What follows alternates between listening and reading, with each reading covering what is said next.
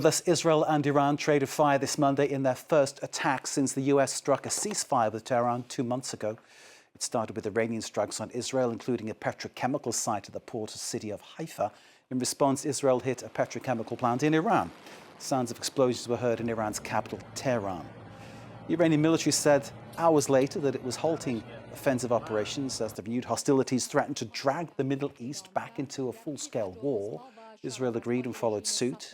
US President Donald Trump, via social media, called for both sides to stop firing at each other. Peter O'Brien has this. After his call with Washington, Israeli Prime Minister Benjamin Netanyahu put down the phone and went to address the public, confirming a ceasefire but also sending a warning. If the terrorist regime acts again and returns to attack us, we will respond with full force. In their first exchange of fire for 2 months, Israel said Iran launched about 30 missiles and its air force responded by destroying Iranian defense systems and a petrochemical complex. A retaliation which openly defied orders from US President Donald Trump, who told both sides to hold fire and threatened to scupper his efforts for peace. Like Israel, the Iranian government warned that the halt in hostilities might only be temporary. Everyone should be concerned about the possibility of the fire spreading further. Yemen's Houthi rebels also launched a missile at Israel and threatened to disrupt Red Sea shipping. The tipping point for Iran was attacks on its ally Hezbollah in Beirut's southern suburbs. This Monday, Israel vowed to forge ahead with its campaign in Lebanon and continued to strike the south of the country. As for the peace negotiations, mediator Pakistan insisted it was close to being achieved and urged restraint on all sides. Let's go straight to Jerusalem. Our correspondent Noga Tarnopolsky awaits us there. Noga, a very good evening to you. Once again, it's a situation where I'm asking you where we stand. I suspect your answer is going to be that quite where at this point in time, it's hard to say. It really is hard to say, Mark. You read my mind. This has been one of the most confusing days, I have to say, in the 2 years and 8 months since October 7th, since Israel has found itself in a state of war, which began, of course, in a state of war against another proxy of Iran, Hamas, in Gaza. This period of time later, we see Israel struggling to come up with a solution to protect its citizens on the northern border.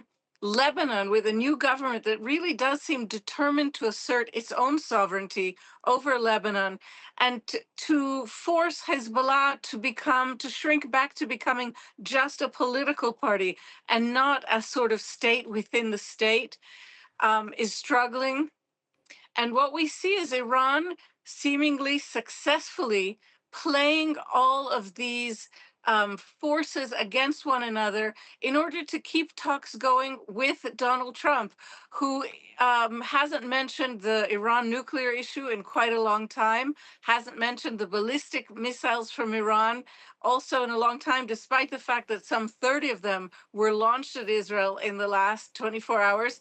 And in the tweet that we saw earlier, seems equally fed up with Iran and with Israel. He just wants to get his deal done. And while it may seem a sort of anticipated exasperation by the US president, it has to be said that this really, truly is a diplomatic defeat for Israel and for Prime Minister Netanyahu, who for 30 years has been arguing that Iran, the Islamic Republic of Iran, should be beyond the pale, that it is a terrorist regime. To be put on equal footing with Iran today by the President of the United States is quite a comeuppance. It is a real change of narrative, a real change of situation, Noga. There's no doubt about that. Our caption, as we're talking, you and I, Israel holding off on attacks for now. Now, I understand there's an evacuation warning on the city of Tyre once again. That's right, and it's part of the general confusion.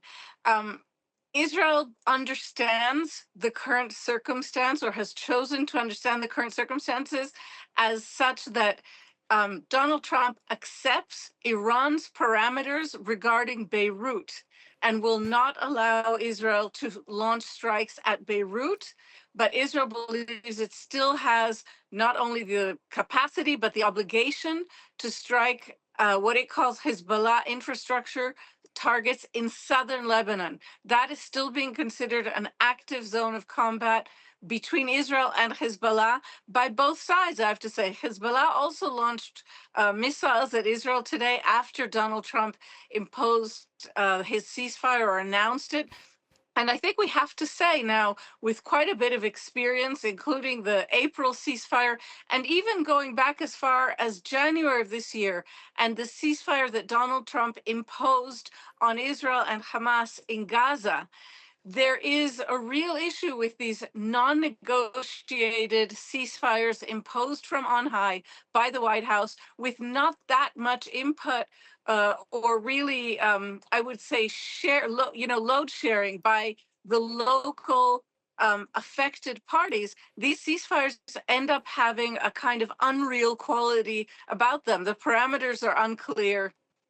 What is expected of each side is unclear. And of course, there's this question of Hezbollah, an internationally recognized terror group funded and operated to a great extent by Iran on Israel's northern border. And the United States apparently just doesn't want to hear about it anymore. It wants to get a deal done.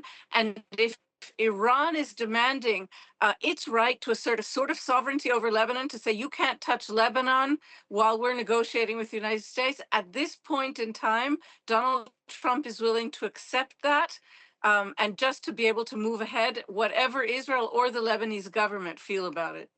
Noga, as always, thank you very much indeed. Noga Tarnopolsky, our correspondent in Jerusalem. Thank you once again.